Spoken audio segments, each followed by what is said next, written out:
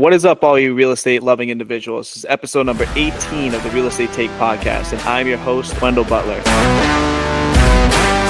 This is your go-to podcast with tons of information regarding the current real estate market, where we get various real estate professionals' current take on the different areas of real estate. For today's guest, we have Josh Wilson. Josh Wilson is an entrepreneur who lives currently in New Orleans. He recently exited a $25 million real estate portfolio a few years ago in 2021. Currently, he focuses on mergers and acquisitions with over 6 companies in 4 states and 160 team members. Josh also has 2 kids that are following in his footsteps. So let's welcome in Josh Wilson. Josh, how are you doing today? Hey, man, I'm doing great, man. Thanks for having me. Absolutely. I'm excited to learn more about what you did in real estate, how it kind of set you up to where you are today, and just what you're kind of doing now, because it's fun to talk about real estate all the time on this podcast, but it's cool to see how real estate was a stepping stool to get you to your next chapter of life and to what you really like doing or what you're doing now. So, yeah, man, I'll start back in the beginning. I got started back in 2008, right before the real estate crash. And what an eye-opening experience to be a real estate investor right before the crash. And got in that and I started learning how to buy properties, how to do make-readies, how to evict tenants, learning all the ropes. I started working as a property manager during that time. And that was invaluable information for me to be able to continue to transcend my real estate career. So I got started as a property manager, learned how to actually manage real estate. And then from there, I learned how to actually comp properties. I learned how to find deals, how to talk to sellers, how to negotiate. And then once I did that, then I was able to actually start acquiring my own properties instead of managing properties for other people. So then I actually would save up money. I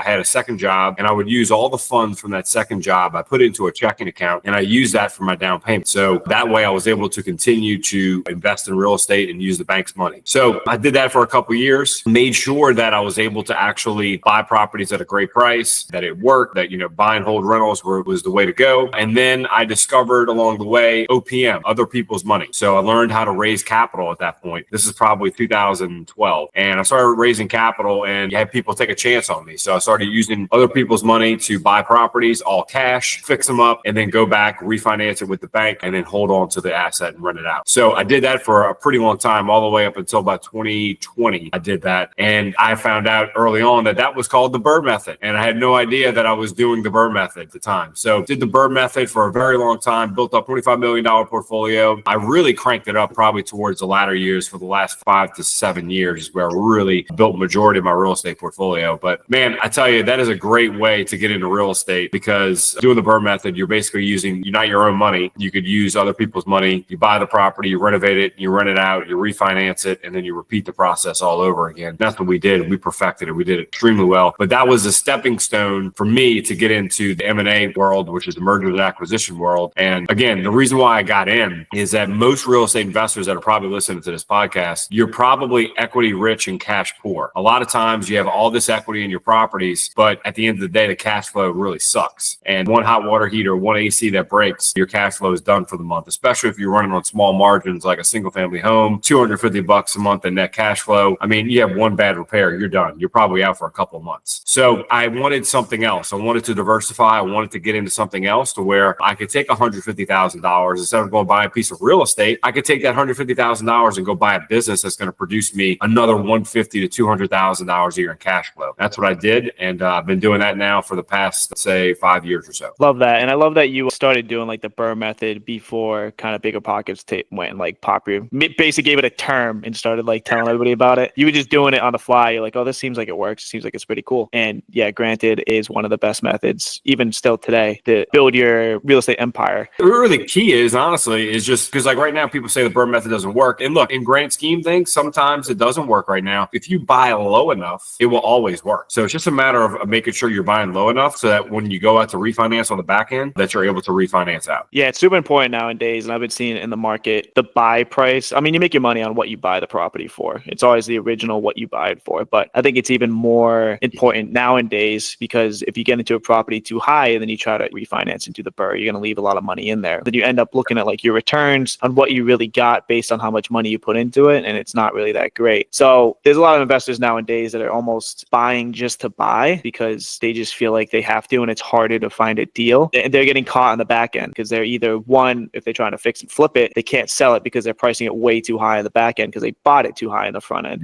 Or two, if they try to refinance on the back end, they're not getting any or a little bit of their money back that they originally put into it. So then their cash flow after that and like their return on investment and cash on cash return is so small because they didn't buy correctly. You hit the nail right on the head there. I mean, BRRRR method, it works. You just really have to focus on buying it at the right price. And I love that you kind of went into a little bit about the cash flow and that real estate is, I think even nowadays, and you saw it coming. So like around 2021, you realized, hey, I'm just not getting the cash flow that I need to be able to do what I want in life or continue building whatever I want to do. And I think even nowadays in 2024, it's even more difficult. And people are always trying to find those cash flowing properties. But since real estate prices shot up due to COVID, and the rents just haven't quite followed yet, it's just not there for cash flow. So that is something that I've been thinking about too in the market. And that's why I have switched from doing multifamily primarily to building a fix and flip base of my business so I can get cash flow that way from fix and flipping and then put it into like long-term assets. Because if you're just trying to do long-term assets, like you were saying, the cash flow is very hard to find nowadays. You can find them, but it's nothing like back in like 2010 to 2020. The second we hit that 2020 mark in COVID and stuff, it just really made it cash flow almost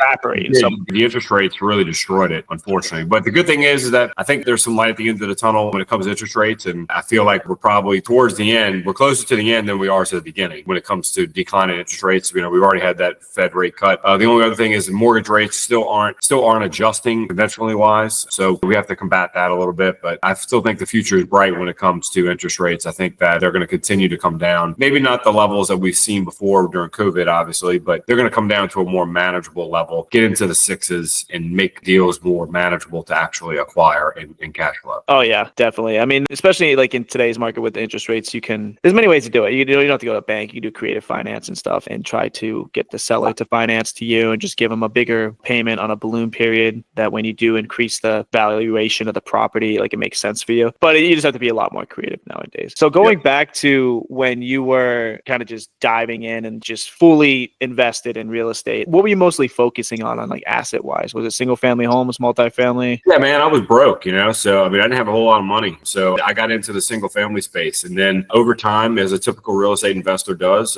you gradually navigate or graduate over to the multifamily side. So I started out with single family homes, and I love the single family homes because we had our own maintenance company and construction company too. So we were vertically integrated and we made a decent amount of money by doing that. And so we were vertically integrated and that was fantastic. And I did single families, and then I started out doing like duplexes, and then slowly got into a 4-plex, and then a 10-plex, and a 20-plex, and then a 40-plex. And I think we kind of tapped out at probably, I think our biggest building we bought was like 56 units. So, and that was it. After that, that was it. We sold off, we're done. We tapped out. But yeah, man, it was a great ride. And here's the other thing, and why things all come full circle, is that real estate was my stepping stone to get into the M&A world. But also, I still have to go back to real estate to acquire properties to help offset my taxes. So in the M&A world, yeah, it's very cash flow heavy. There's not a whole lot of depreciation, if any. And so you need that depreciation. You have to take that cash, that excess cash that you have, to go back and acquire real estate. And so that's what we did. That's what we're doing now. So just don't think that just because I'm a business acquisition guy that I'm completely excluding out real estate. I'm not. I love real estate. I think it's great. I think everybody needs it in their portfolio. I still own a few pieces of real estate, and I think it's important to continue to acquire real estate, but also I think diversify a little bit, whether you own a business or whether you vertically integrate and have a secondary business that supports your real estate business. Anything else you can do to start creating other forms of cash flow while you're building your asset portfolio of real estate, I think is extremely important. Yeah, absolutely. And I just had a question that was in my mind and it just ran away after you said all that stuff. I hate when that happens. So when you look into buying real estate now, it's more as like a tax advantage to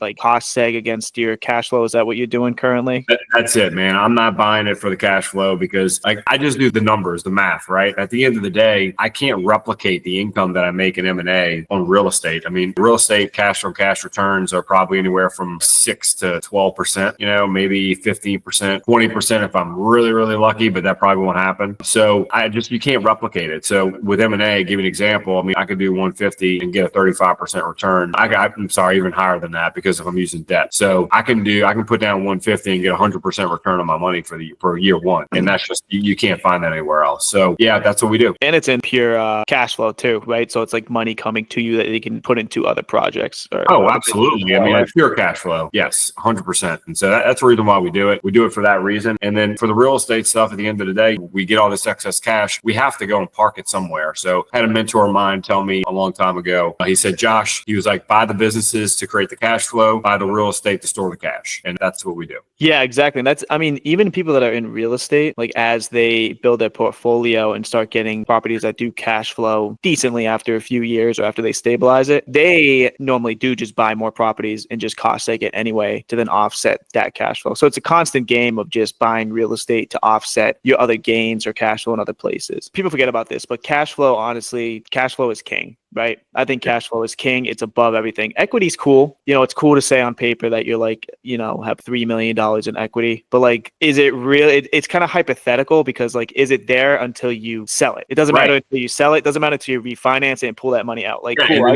and then you have costs associated with selling that asset. You know what I mean? So it's not like, say you have $3 million in equity on paper. It's really not accurate in the sense that like you have selling costs, you have costs, you know, go through with like actually doing an inspection, you know what I mean? Like to actually sell the property. You may have to discount the property even further. That's basically your value of what the appraisal is, you know what I mean? And so I think it could be misconstrued. It can for sure. And I think a lot of new real estate investors don't realize that. Like, yeah, you can have a property, say I have a property and I have like 500K of equity in it. And I'm like, oh, I'm sitting pretty. I got 500K of equity. When you sell it, say you sell it for like $1 million, you got to pay a real estate agent possibly 3% of that. So that goes away from your equity. Then you got to pay an extra 1 to 2% in like taxes, like transfer fees, like closing costs, all that fun stuff. So that goes away from your equity. And then you got to pay taxes on top of it if you don't park that money or 1031 it. And that taxes is going to be around, at least if it's long term, it's going to be like 22% of that. Or if it's you did it before a year, it's going to be your tax bracket. So it could be as high as like 35 or so. Yeah. I mean, it really eats it. You can get waxed pretty hard if you're not paying attention. So that's the other thing. I would rather, for me personally, instead of actually going to sell that asset, which granted, I did sell my portfolio, but there were reasons behind the reason why we sold. But in a non-high interest rate environment, I would have just refinanced out and pulled some cash out. And because you're actually able to tap into the true equity to your real estate versus having all these costs and fees and discounts and repairs and all that to sell the asset. So if you really like the property, you really like the asset, then you hold on to it and then just keep tapping into that refinance cash flow for as long as you can. Yeah, exactly. And it also depends like where you are in life and what you're trying to do too. Because when you refinance, you can only take out a certain amount compared to if you do sell it. So usually you can only take out to like, 75% of your total value of the building. Yep. So that's actually 25% that you're technically leaving on the table or in the property, that if you needed it or if you could find a way to take that out and then get a return of investment better than what you're getting in that current property, it's probably a good deal to just sell it. But it's all dependent on your scenario. And I'm sure you went through like looking at your properties. You're like, hey, I could take this money and then I go put it into these businesses and I'm going to get this return compared to just refinancing here. And it's like, okay, I'm doing it because I can get way more return of investment, even though it always hurts to sell properties. And you talk to everybody that's older, that's like the worst thing I ever did was sell. But those people are the people that sold and then didn't do anything with it after usually. We did some unique things in the sense that we sold, I would say, a good percentage of the portfolio on owner finance. So what that did was that allowed us to essentially sell at market or right above market rate, which was great. And we got some cash in the door from down payments and we were able to charge a little bit higher on an interest rate. So there was some arbitrage that went on by doing that, but we didn't do a full 30-year AM. It was a 5-year balloon on pretty much majority of them. So these will be coming due soon. And we've had some that have given it back already. And we went and did the same thing and owner financed it again. So we're essentially just acting as like the bank. And that's been really good for my sanity. That's like the goal, right? Everybody talks about passive income and getting like pure cash flow without a ton of work. And being the bank, it's probably the closest thing to get to that. Yeah. Because I mean, there's risk and everything, but there's very limited risk because you get a down payment for it. Now you're getting paid principal and interest on like whatever you got the deal on a contract for. Yep. And then worst case scenario, if they don't pay you, you just take it back. And you just That's the greatest thing ever. Just basically they don't pay, you just take it right back and then you move on. You know what I mean? And so that's what we did. We've done that many, many times. And well, I say many times, a few times, one hand we can count. And it's been great just being able to basically retrade that asset again. And imagine imagine, like, think about it, right? So you get a $25,000 down payment on a property, and then they pay for a year, and then they give it back to you. Well, your principal on your main loan, we have portfolio loans, so the principal on our main portfolio loans getting reduced, and then they're like, hey, take this back, and then we go and put it back on the market again, and we get another 25 grand for a down payment. We just made $50,000 on a property. It's worth 120. Like, it doesn't, and you still kind of technically own the property because you're reselling it again at the 120. So it's actually a great play. It's almost like being like the bank, and that's why the banks make so much money, is because they know what they're doing. Exactly. Yeah, I think one of my long-term goals is to build up my real estate portfolio enough to then just seller finance pretty much my whole portfolio, and then do kind of like what you're doing. You continue doing real estate or continue doing like other kind of business adventures and just explore, have fun with life, basically. And that sets you up. That's why banks are so freaking, that's why banks rule the world. It's literally what we're talking about here. Banks rule the world because they're giving you money, they get passive income from it, and then worst case scenario, they just take it back and double dip and just do it again. And they're overly protected, that like insurance. They tell the owner what the insurance they have to get to protect them. They make sure all the taxes are paid if the taxes aren't paid. It's great. It's great. No, so it's a great business model. It really is. Yeah. So diving back into how you kind of merged into mergers and acquisitions, when you were getting into like the higher unit count multifamilies, since that kind of goes into more business type like NOI, and like you can increase equity and you can get a lot more cash flow and whatever from there. Did that pique your interest into mergers and acquisitions, or did you always want to go into mergers and acquisitions from the get-go? No. So, man, I was sitting in my hot tub during COVID, sitting outside because you had nothing to do during COVID, right? It's just like nothing's going on. And we had a large real estate portfolio at the time, and I was just stressed out, sitting in there thinking, what am I going to do if nobody pays rent? So it was a wake-up call for me because my anxiety was kicking in of, I don't know if I'm going to be able to pay the mortgages if half the tenants can't pay. What are we going to do? I was thinking at the time, my mortgages were over $100,000 a month. It was insane. Then I was like, there's got to be something else, got to be another way to diversify myself in this situation, so I'm not heavily and only relying on real estate. So that's what I did, man. Then I met a mentor of mine, who helped me acquire my first business in Orlando, Florida. And I bought that company for $350,000. I actually used a seller finance, just like we do in real estate. I did the exact same thing. I did $175,000 down, and I financed $175,000 for 5 years. That loan is actually getting ready to come due, getting ready to come up and be done. So, which is fantastic. I'm very excited about that. But yeah, we did that. And that deal now, nets almost close to 7 figures a year in net cash flow. So when we bought it, it wasn't doing that. So people say all the time, like, man, I bought this company, it's just not doing well. And I'm like, well, how long have you owed it? Oh, I'm only owned it for 2 months. I'm like, well, you need to give it more time. Like, you need to put some more effort into it. You need to give it more time, nurture it, and let it grow. And so that's what we did, man. We put years into that company, getting it right, getting it set up properly, and it turns out cash. And we're very, very happy and very proud of what we've done with that company. And now we have over 6 companies across 4 states, 160 employees, and this thing has just taken off and grown. And we're doing multi-7 figures a year net cash flow. We have incredible staff. We have a C-suite now. Now I'm at a point where I'm looking at acquisitions. That's my main focus this next year, is raising capital and acquiring more companies. And honestly, what we're really trying to do is we want to get more people that want to come on board, that want to join us to acquire more companies. And so, because we see how much cash flow there is available in acquiring companies. And then also too, there's an equity play too that a lot of people don't talk about, is that if you can continue and vertically stack up all the same niche companies, like for us, example, we do transportation, we're in a transportation sector. So we can get all our companies in the same transportation sector and start acquiring in that same vertical. We can get over at $5 million EBITDA mark a year in net cash flow. That's going to be very attractive for private equity groups and the institutional investors. And those guys are paying a very high multiple. So in the M&A space, everything is traded on a multiple, typically traded on a multiple of your EBITDA, multiple of cash flow. And so, example, we try to buy anywhere between a 2 and a 3x multiple. So we have a company that's doing $1 million a year. We're going to buy that company at $2 to $3 million. But here's the flip side. That same company is doing $1 million a year. Let's say, for instance, you get 5 of those bad boys. Well, that same one company that you're getting $1 million a year in cash flow that you bought for 2 or 3, now you can go and sell it for 8, 9, and 10 to a private equity company, because you've reached that threshold of that $5 million in EBITDA, and it becomes more an easier play for the PE firms to want to buy it. So, you literally just doubled your money. You doubled, if not tripled, your investment. So you went from doing a $2 million, $3 million acquisition to now selling it and exiting at a 8, 9, or $10 million acquisition. And I mean, it's just all a matter of how fast you can stack and roll up those companies to get to that over that $5 million threshold, and you could really do some damage. Yeah. And just to break it down for the people listening. So he's talking about EBITDA, which is basically the cash flow after, what is it after? It's after like insurance, taxes. Yeah. Earnings after interest, depreciation, taxes. Yep. It's like amortization. In businesses, like think about it like cap rate for real estate. That's basically what it is. It's like the cap rate, but for businesses that are cash flowing. That's sort of it's like the true net cash flow, meaning like we're excluding all the loans, we're excluding all your depreciation expense, excluding all that not garbage, but excluding all those numbers and getting to a true cash flow. Because if a buyer buys you, they are not going to be inheriting those numbers. So that's not going to be an expense on their book. So that's the reason why it's important. Yeah, because like they accrue different expenses based on how they're formulating their business, right? Okay. Yep. Yeah, then usually expires or you buy it based on like multiplier of that. And I guess it does depend on like the type of company it is or niche it is, because it could be like 5 times, it could be like 10 times. I never really understood how you figure out which one it is, but if you could break that down, that'd be awesome. Yeah, I mean, there's really no set formula. Each market is very different. Each niche business is different.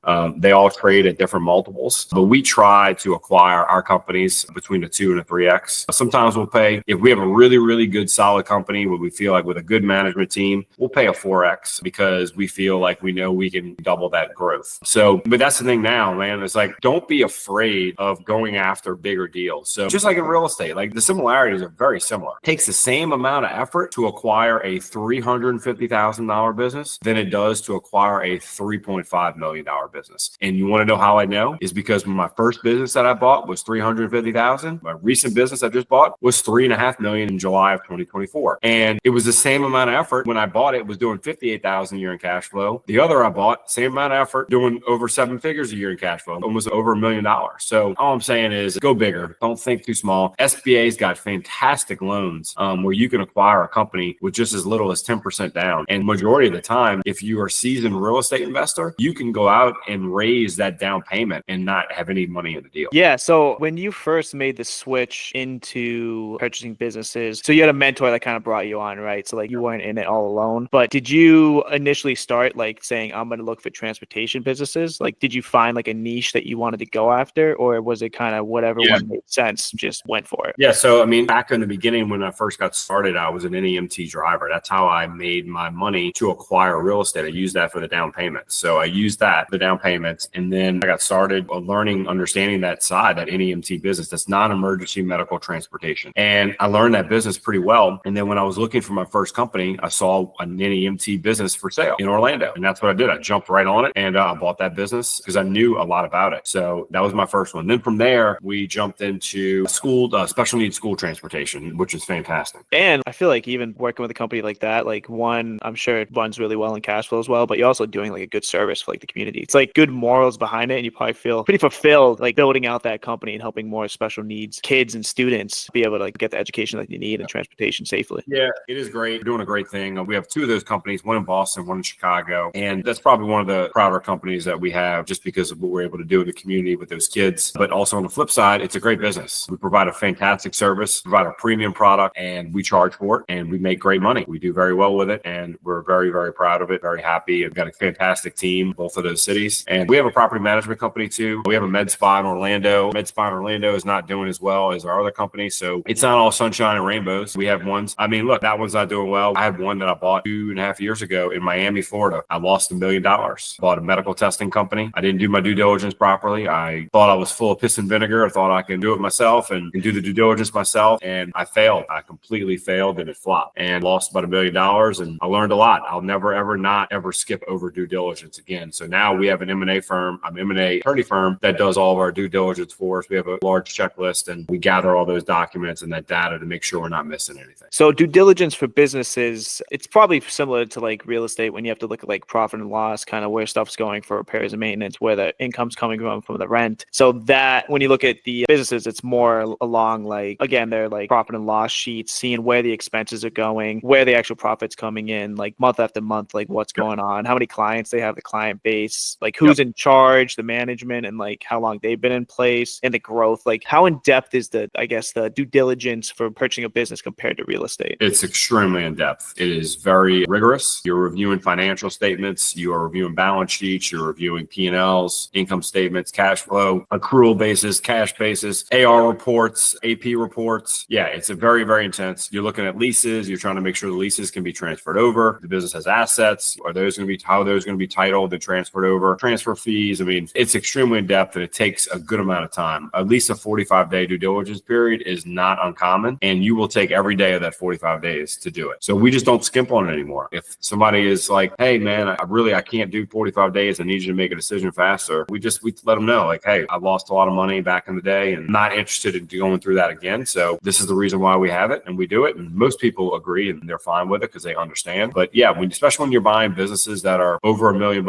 in size, you're starting to get into some bigger companies. And then especially when you get into 3 million plus 5 million, now you're starting to deal with like a real company. And not to say the other companies aren't real, but like you're dealing with like full management staff and payroll and HR and all these things. So I'm not saying that to scare anyone. It's actually to your benefit. The bigger the company, the better. The bigger the company, the less risky it is, believe it or not. So you go buy a $50 million company, that is so safe compared to a company that's $350,000. And you're probably wondering why. I mean, 50 million, Josh, it's so much debt, it's so much revenue, like all these expenses. No, you're wrong. You have more diversification over on a $50 million company because you lose a couple of customers on a $50 million company, and you're going to break a sweat. You lose a couple of customers on a $350,000 company, you're done. You're in the ground, you're bankrupt. So go bigger. Yeah, and that's the same with like real estate. Like you get a ton of units, like 50, 100, 200. You lose a couple tenants in there, like it's fine. Like who cares? Because you have so many units that are covering your costs. Especially if it's stabilized, then it's just tenants are just paying you. So you have that less risky, lower cash flow, but you know you're going to get it. With the businesses, I feel like when they get bigger, they're more established too. So they got like better management, they got better processes, and it kind of almost runs itself in a way compared to if you're buying a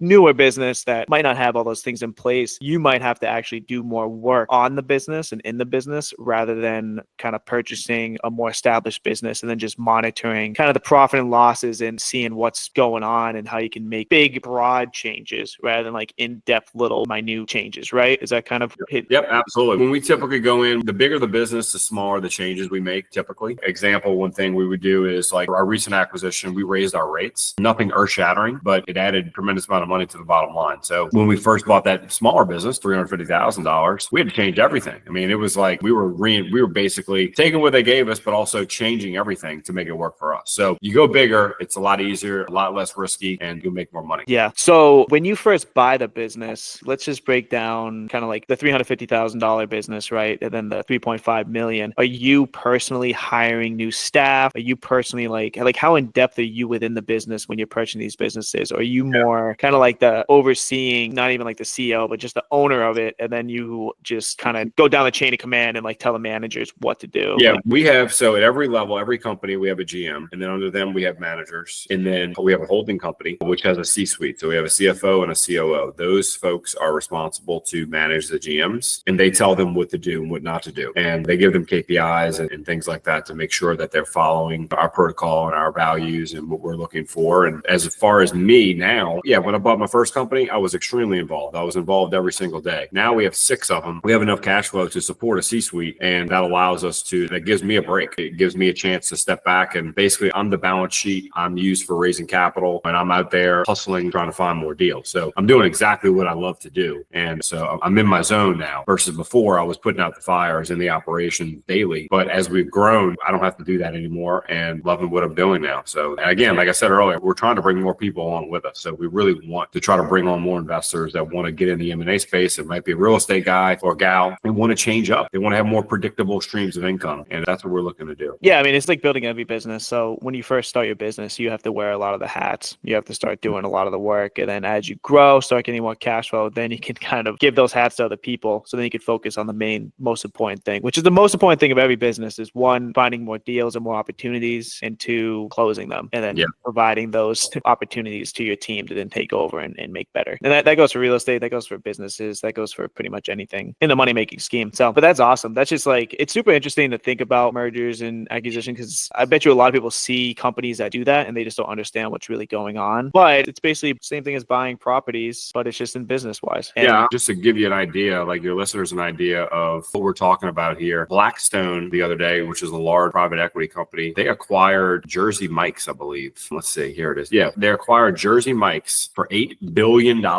So M&A is definitely hot. Would you say specific business niches are hot and like some are kind of dying? This really depends on the space. Like say with COVID that occurred, like businesses that had a lot of office spaces and things like that, like are they kind of hot in the fire of trying to switch to more online? Like one business that really I know a little bit about because my dad worked there was Staples. So Staples before COVID was obviously performing well. They give office supplies and things like that. But the second COVID happened, Amazon sort of just became even more of a beast. And now they just took over basically everything that Staples can do. You can just order off Amazon and get it next day. So it's really hurting Staples, I feel like. And like, do you find that businesses that you stay away from based on like that type of trajectory? Or do you try to buy those businesses to try to switch up their idea because you know it could perform better a certain way? Like what's your risk tolerance, I guess, with purchasing businesses? Yeah. So first off, now I'm locked in on the one vertical because I want to grow my transportation sector because that's our end goal is to exit. But going before, I was looking at anything and everything and anything to make money. And so the one thing that I will not buy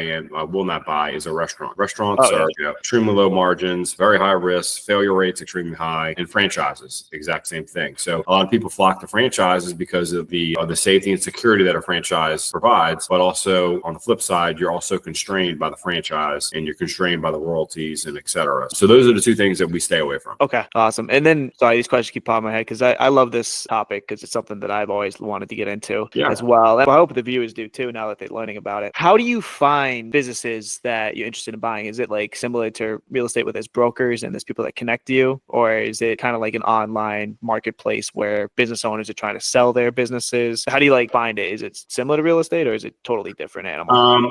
No. So yeah, it's somewhat similar to real estate in the sense that brokers reach out to you after you perform on a deal. They reach out to you and say, hey, I saw you performed on this deal. Are you interested in acquiring, taking a look at this business? So yes, absolutely. So it's very similar in that aspect. But also on the flip side, if you're just getting started and you don't have that relationships built yet, then it's also similar in the aspect of bizbuysell.com is like the MLS of business acquisitions. So that's what I did. That's how I found my first business is I just went on to bizbuysell.com and I narrowed down my filter and found that business and then and it closed. And then from there on out, my social media presence has grown and people know what I do and I make it known that we acquire companies. And so when somebody is thinking about exiting, and give an example, man, I was walking a flip yesterday and the pest control guy was there. I knew the owner and he was there and we were walking around and first question I asked him, hey, how are you doing? How's business? He's like, oh man, business is great. Doing awesome. I got like 3 techs now, blah, blah, blah. We're doing all these different things. And my next question after was, what are you planning to do after? Are you in retirement or are you going to hold on to the company? You ever thought about exiting? He's like, yeah, I thought about it. I'd love to sell, but I never have really given it a whole lot of thought. And I said, well, if you ever want to sit down and talk about possibly exiting and getting you out of the business so you can go enjoy retirement, let me know. I'd love to talk to you about acquiring your business. And he said, sure, so let's set up a meeting. So the grocery store or whatever, and you're like, hey man, how's the real estate thing going? Oh, it's doing great. Yeah, if you're ever interested in selling your property, let me know. Same exact concepts. Like the similarities are very, very similar and you can essentially replicate. So if you're a real estate guy or gal out there and you're thinking about getting an M&A, it's very similar. So don't be afraid and think that, oh my goodness, like I don't know what I'm doing. Like, yeah, there's some different nuances, but majority of it, raising the capital, finding deals, all that good stuff. I mean, it's all the same thing. Yeah. And the cool thing, what I always keep thinking right now is like everybody wants to start their own business, right? And that's probably the most challenging thing is starting your own business. What is it? Like 1 in 10 people make it through to actually start their own business and actually start growing. 9 out of 10 fail. I don't know what the thing is, but it's a high rate fail. Right? I think it's 80% of startups fail. Yeah, 80% of startups fail. So if you're too like you don't want to take that risk to like start your own business, you can always acquire the businesses that have already set their stuff like baseline and basically set the foundation. So then you can purchase it and kind of improve it from there. Because building the foundation is the most complicated and hard part of doing startups and businesses. So it's just cool to see that, you know. Excuse me. Why would you not acquire a company versus trying to start one up? I mean, if you're starting one up, you got to create leads. You have to create new clients. You have to create systems and processes. You know what I mean? You have to get an accounting team available. You know, set up a QuickBooks file, all that stuff. Versus acquiring a company, you literally have all the customers. You just bought all the customers. You bought all the revenue. From the day one you walk in, you're getting cash in the door. So you can't do that when you're doing a startup. So highly recommend anyone out there considering starting up a business, think about it first. Think about seeing if you can go out and acquire someone and use and leverage all their tools, their customers to continue to build what you're trying to do. Exactly. Another person that pops in my mind a lot, I don't know if you've heard of him, like Alex Hormozy. He's someone that he started his businesses, right? And he made a lot of money off his business, but then he sold his business and now all he does is acquire businesses. Yes. Because I feel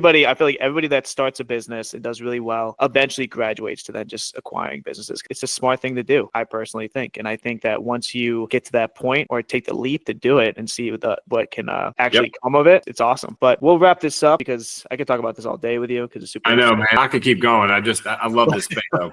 But I always like to ask people kind of what is your favorite business, investing, real estate, business acquisition books, anything that you can recommend to somebody that maybe they can learn more about this or learn about whatever you think is best. Yeah. So I would say my favorite book, I'm a huge Cardone fan, and I love the 10X rule. That actually got me through during that time period during COVID, basically leveling up and wanting to expand my my M&A career. So yeah, I love all his books. He's got some great content out there. And I truly do believe in the 10X rule in the sense that you need to raise your targets higher. A lot of us are just living life, just kind of strolling through, setting low targets just because we think we'll hit them. I'd rather set bigger targets and go bigger and better. And that's what we've done. I mean, we've acquired over 4 companies literally in the past 2 years. And so I would have never done that had my targets been lowered. And so I love 10X rule. I love buying home service companies. Right now, I think that's hot. So if you're out there looking, I'm not personally buying home service, but if I was in that space, I was in that vertical, that's an extremely popular space right now where you can actually do a very nice roll up and acquire a bunch of different companies. But home services is extremely hot and I think will be around for a very, very long time in years to come. Is home services more, is it like going to people's homes that are elderly and helping them out and things like that? No, I mean like home services, like pest control, HVAC, landscaping, electrical, plumbing, all those categories are great right now because you got a lot of people that are locked in to these like 3% interest rates and they're not going anywhere. They're not moving. So they're going to stay in their home and you're going to be the guy or the gal to take care of it. Yeah, that's definitely one business. And the reason I mentioned the like elderly and home care stuff is because there's a lot of, they say like baby boomers and whatever, are like getting to the elderly age where they're going to start needing assistance, maybe from like traveling nurses, things like that go to their house because a lot of them don't want to go to nursing homes and things like that. So that's why that popped in my mind because I was a CNA for a little bit and I'm like, well, there's probably a business out there that you send the nurses to their houses. Maybe it's like nurse assistant schedule that they just go meet with each patient each day. That could be a business. I don't know. And this is why I love mergers and acquisitions and stuff like that because this is a business with everything. Whatever you see a problem, you could solve it and it's probably out there. Isn't that a song? I don't know. Probably. Yeah. I think it's a Vanilla Ice song you just spit out there. You got a problem, yo, I'll solve it. Yeah, maybe. Honestly, it probably geez. is. It probably is. And I mean, he's speaking facts then. So, all right. So we'll wrap this up for you. Is there anything else you'd like to tell the audience, like your social media handles, any meetups or like charity events that you do, business links, where to find and contact you? Of course, I'm going to put it all in the bio of the podcast as well, but just go through it. Yeah, hit me up on Instagram for real Josh Wilson. I'm always available on there. I post some good content, motivational stuff, my business journey. And hit me up on there. We also have a website, jwenterprise.co. So if you're interested in becoming an investor and want to join us on our next acquisition, we're pumping out great returns and great equity plays for our investors. We also have debt instruments too. So if you're interested in just lending some debt on some businesses and getting a straight monthly return, fixed monthly return, we have those options available as well. I do have one more quick question. It just popped in my head. Can you invest in like your business mergers, acquisitions through your 401k or like through your self-directed IRA, like things like that? Absolutely. Same exact concept in real estate. That's so cool. It's really cool. But all right, thanks for coming on, Josh. It's fascinating, and I can't wait to follow up with what you're doing and learn more about things that you're doing too. And I'm sure people will find this very insightful, even though it's a little outside of real estate. But business is business. It's pretty similar, and they run basically parallel with each other. So it's cool to diversify, think about other things, and I love that you brought this to our audience's attention. Yep. Thanks so much, man. All right, cool. See ya.